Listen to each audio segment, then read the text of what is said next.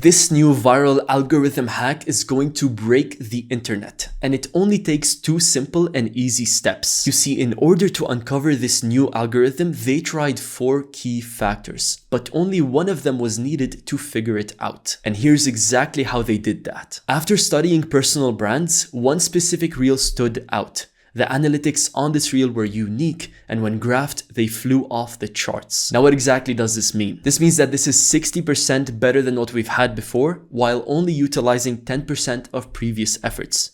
All you have to do is simply comment a specific word, and 3 new reels will pop up on your feed. And as usual, nothing I said here makes any sense, but it was in the Devin Jathal style.